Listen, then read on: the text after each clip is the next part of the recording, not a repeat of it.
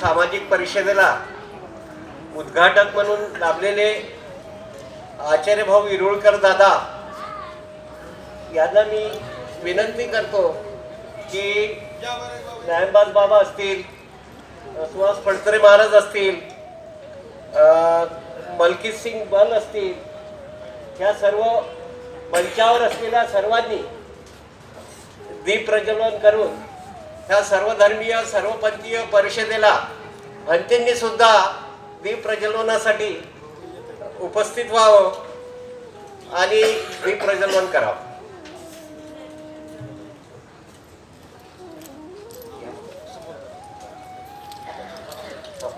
शोभाताई करांडे, रेखाताई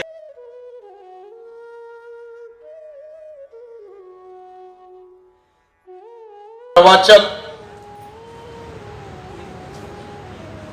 गेली 40 दिवसापासून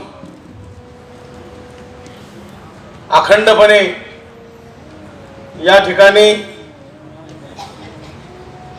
हा ज्ञानयज्ञ संपन्न होतो आहे. या महानुभाव संप्रदायाचे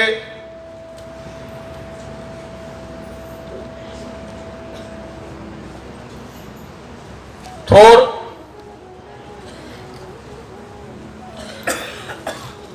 आचार्य, ज्यांना हा महानुभाव पंथ पोथीवाले बाबा या नावाने ओळखतो, कारण आज या ठिकाणी जो 42 दिवसाचा जो ज्ञानयज्ञ संपन्न होतो आहे, हा ज्ञानयज्ञ म्हणजे बाबाजींच्या या प्रवचना कार्यक्रमातला हा 108वा कार्यक्रम आहे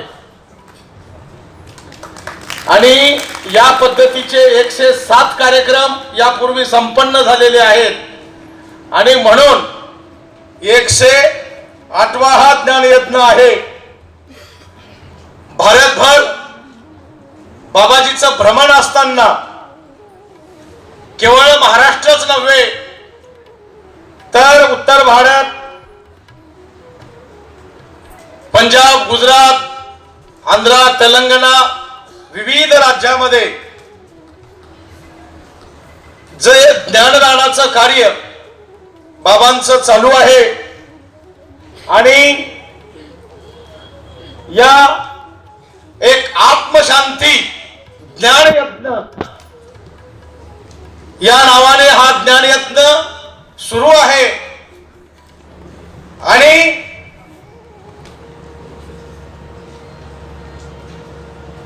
आत्मशांती, जिथे आत्मशांती आहे तिथे पंथ नाही, जात नाही, धर्म नाही, तिथे आत्मशांतीच निर्माण झाली पाहिजे आणि त्यासाठीच हा बाबांचा अविरतपणे हा प्रयत्न चालू आहे आणि त्याच अनुषंगाने त्याला समर्पक असं आज संपन्न होत असलेली ही सर्व धर्म परिषद या ठिकाणी तीही अत्यंत आनंदाने आणि उल्हासाने या ठिकाणी संपन्न होत आहे आणि म्हणून आलेल्या मान्यवरांचं एक वेळ आपण टाळ्यांच्या गजरामध्ये स्वागत. आचार्य प्रवर श्री मोठे बाबाजी यांचं शाल श्रीफळ पुष्पहाराने स्वागत करतील. माझे सहकारी परमपूज्य महंत श्री हिंगोलीकर बाबा हे बाबाजींचं स्वागत करतील.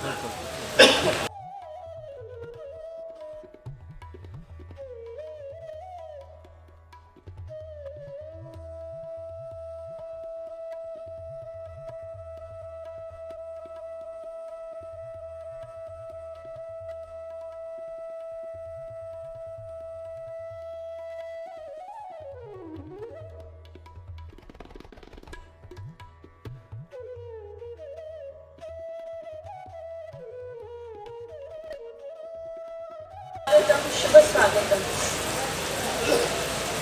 पाऊल पडती भक्तजनांचे चंदना समजीवन वाटे करीतो स्वागत पुष्प फुलांनी हो ईश्वरीचे राजकुमार तुम्ही हो ईश्वरीचे राजकुमार तुम्ही पाऊल पडती भक्तजनांचे चंदना समजीवन वाटे करीतो स्वागत पुष्प फुलांनी हो ईश्वरीचे राजकुमार तुम्ही हो ईश्वरीचे राजकुमार तुम्ही सिद्धीच्या सोन पाऊली आगमना फुले झाले स्तुती सुमने गाऊनी मनोभावे सिद्धीच्या सोन पाऊली आगमना फुले झाले स्तुती सुमने गाऊनी मनोभावे अवसराचा पर्व काळ हरजनाची गुंफिली माळ करीतो स्वागत पुष्प फुलांनी हो ईश्वरीचे राजकुमार तुम्ही हो ईश्वरीचे राजकुमार तुम्ही अल्पशा सहवासानी धन्य हो झालो आम्ही मिळाली सेवा आपुली हो करण्या अल्पशा सहवासानी धन्य हो झालो आम्ही मिळाली सेवा आपुली हो करण्या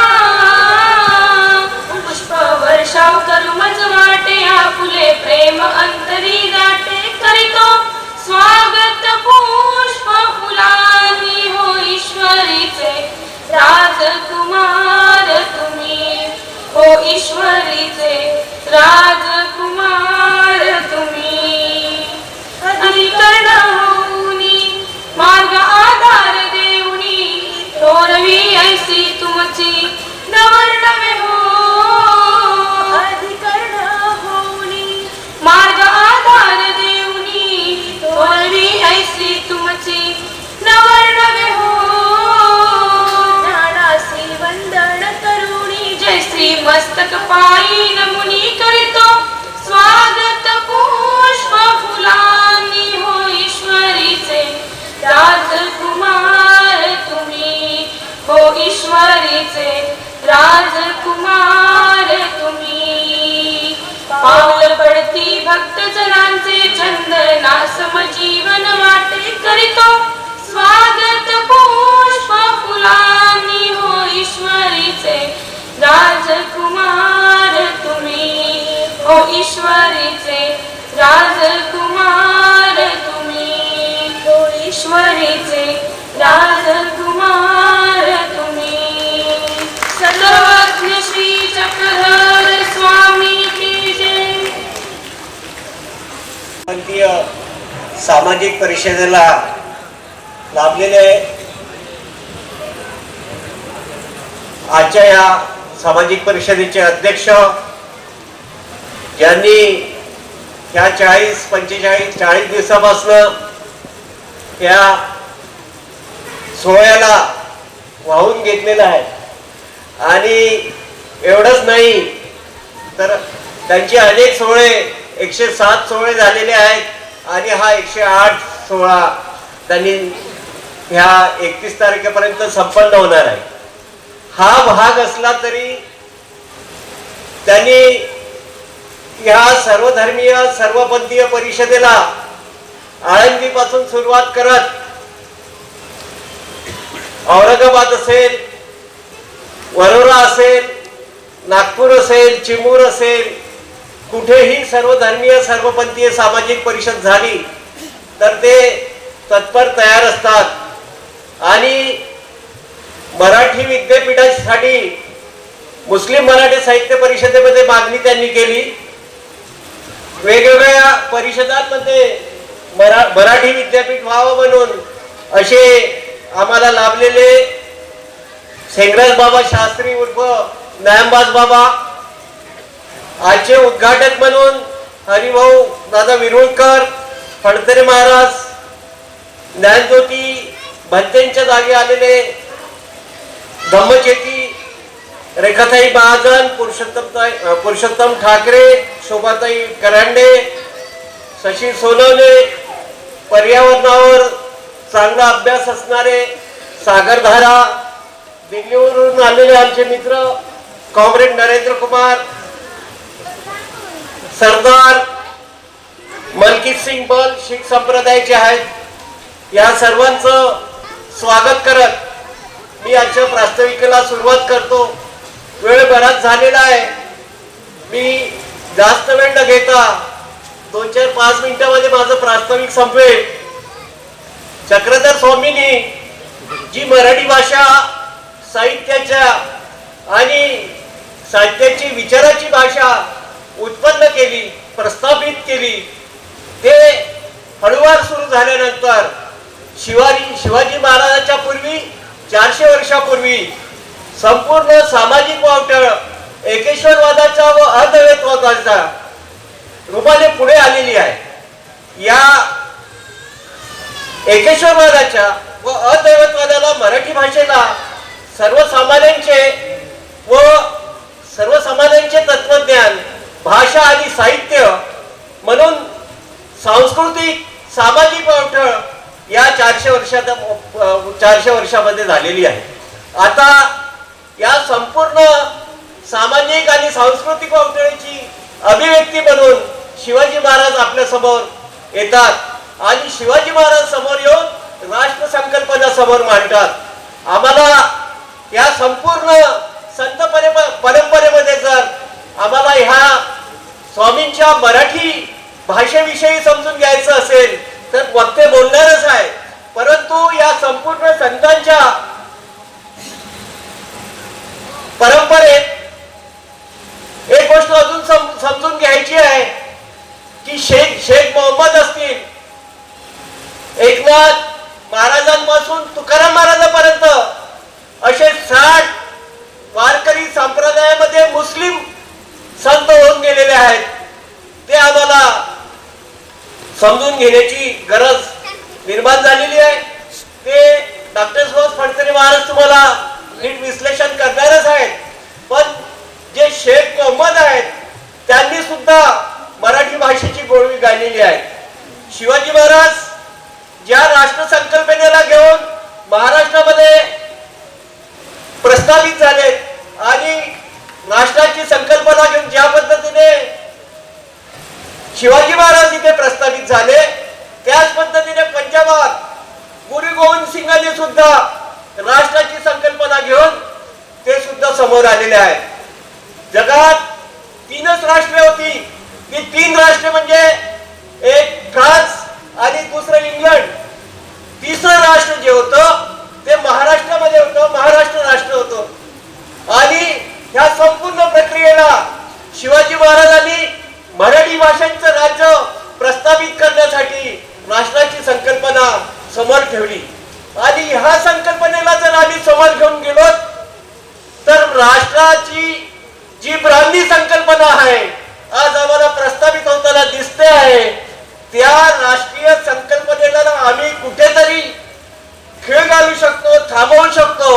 म्हणून अशा विविध ज्या भाषेच्या आधारित राष्ट्राच्या ज्या संकल्पना उभ्या झालेल्या आहेत त्याला आज समजून घेत सर्वधर्मीय सर्वपंथीय सामाजिक परिषदेची नीव बाकीचे वक्ते ठेवतीलच, पण 15व्या शतकामध्ये शिवाजी महाराजांच्या 100 वर्षा अगोदर विजापूरमध्ये आदिलशाह राजाने मराठी भाषेला राजभाषेचा दर्जा दिलेला आहे. आणि म्हणून ज्या स्वामींनी मराठी भाषेचा विकास केलेला आहे, ज्या मराठी भाषेची उत्पत्ती केलेली आहे, त्या स्वामींचं महाराष्ट्रापासून सुरू झालेलं अफगाणिस्तान पर्यंत आणि पाकिस्तानच्या पेशावर पासून रितपूर पर्यंत ज्या यात्रा निघत होत्या त्या यात्रेचा आम्हाला नीट अभ्यास केला तर लक्षात येईल की स्वामींचं कार्य किती मोठं होतं. आणि म्हणून मी प्रास्ताविकात जास्त वेळ न घेता वक्त्यांचे भरपूर भाषण व्हायचे आहेत, तर जाता जाता एवढं सांगेल की माणसाच्या जीवनात येणाऱ्या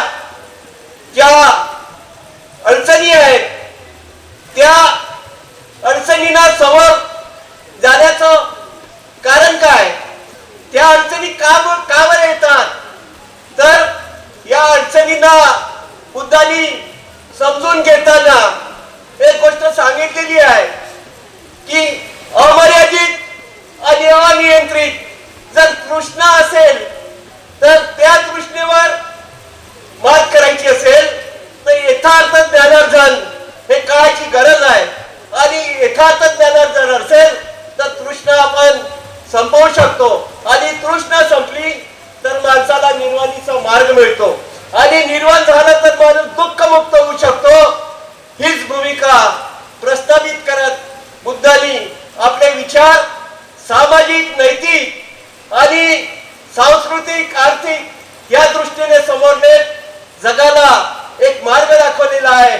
त्या संपूर्ण मार्गावर, संतांनी दिलेल्या मार्गावर, गुरुवर्यांनी दिलेल्या मार्गावर या संपूर्ण आपल्याला त्याचं विश्लेषण करत समोर जाण्याची गरज आहे असं मला वाटते. आणि मी माझं लांबलेलं प्रास्ताविक भाषण इथेच संपवतो.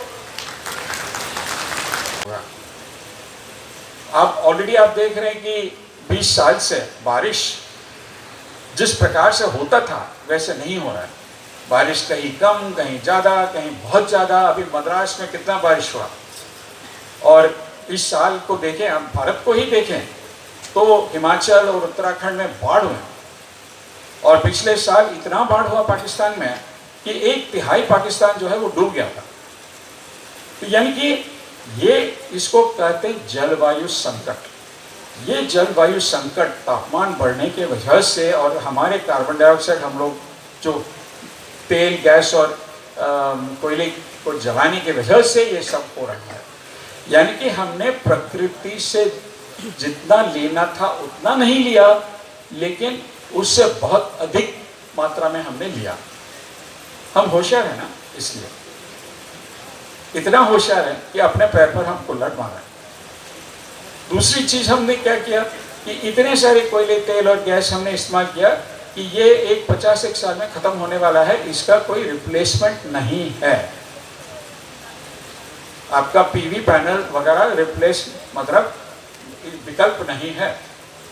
अब 50-1 साल के बाद क्या इस्तेमाल करेंगे ऊर्जा के रूप में, आप ये समझ लीजिए. और सिर्फ कोयले, तेल और गैस नहीं बल्कि लोहा, तांबे, ये सब कई सारे चीजें जो हैं ये भी एक 50-1 साल में खत्म हो रहा है. तो हमारे भविष्य जो है वो इसके बारे में हमें चिंता करने की बहुत ज़रूरत है. और जो लोग निकाल सकते थे उन्होंने निकाला. किसने निकाला? किसने खराब किया पर्यावरण को? ज़्यादा किसने निकाला कच्चे माल को? जो अमीर देश हैं उन्होंने निकाला. लेकिन क्या वो जिम्मेदारी ले रहे हैं? नहीं ले रहे. तो इसका मतलब क्या कि फायदा उनका हुआ लेकिन नुकसान जो गरीब लोग हैं, गरीब देश हैं, उनका हो रहा है. तो ये ठीक नहीं. इसको दुरुस्त करना बहुत जरूरी है. कहने का मतलब अब हमें उठ के ये कहना पड़ेगा कि भाई हमारे पर्यावरण अगर हमें बचाना है तो इसमें हमें ही भाग लेना पड़ेगा. तो ये करना पड़ेगा हमें. अब संक्षेप में क्या करना है हमें, मोटा मोटी रूप में करना क्या है कि उतना ही लेना चाहिए जितना हमें चाहिए. और कई सारे चीज जो हैं वो बाकी जानवरों के लिए और बाकी निर्जीव चीजों के लिए छोड़ना चाहिए. तो इसका मतलब क्या हुआ कि हमारा ऊर्जा जितना हम आज इसका खपत कर रहे हैं उसको कम करना पड़ेगा. दूसरी बात, जो हम ले रहे हैं धरती से, प्रकृति से, उसको सरासर समानता के साथ हमें बांटना चाहिए. अगर किसी ने ज़्यादा ले लिया तो बाकी लोग यही कहेंगे अरे उसने ज़्यादा ले लिया मैं भी क्यों नहीं लूँ. पानी उसने ले लिया तो मैं भी लूँगा. तो अगर एक बार ये दोनों चीज़ हम कर सकें कि उतना ही लेना चाहिए जितना प्रकृति दे सकती है हमें, और दूसरी जो लेते हैं हम उसको सरासर समानता के साथ बांटना चाहिए. अब ये सारी चीज़ें नई चीज़ें नहीं हैं. ये सारी चीज़ें जो हैं हमारे ही इतिहास में कई सारे जो मतलब लोग कहे हैं इसके पहले, इसको अगर गौर से अगर आप कई सारे रिलीजियस लिटरेचर को आप पढ़ेंगे तो ये सब सारी चीज़ें हैं. अगर वेस्टर्न घाट में जाएंगे तो वहाँ पे सीक्रेट ग्रोव्स हैं वगैरह। तो कहने का मतलब क्या है कि अब जो पुराने हमारे मतलब बाप दादा हैं उन्होंने जो बोला उसको दोबारा हमें दोहराना पड़ेगा अपने आप को, और इसमें हम सब लोग इकट्ठे होके ये कहना पड़ेगा कि समानता और सततता ये दोनों चीज जो है साथ साथ हमें करना पड़ेगा, और लोग जो हैं वो इसमें अगवा एक कदम उनको उठाना पड़ेगा। और इसलिए मैं कहता हूँ आपसे, जो काम आप कर रहे हैं और जो आप यहाँ बातचीत कर रहे हैं प्रकृति के बारे में, वो बहुत ही महत्वपूर्ण चीज़ है। अगर ये चीज़ पर हमने ध्यान नहीं दिया तो हमारे आगे आने वाले पीढ़ी जो हैं वो उनका बहुत नुकसान होने वाला है। तो ये कह के मैं समाप्त कर लेता हूँ, और मेरा अनुरोध है कि इस पर हम सब लोग हाथ में हाथ मिला के आगे बढ़ेंगे। बहुत धन्यवाद।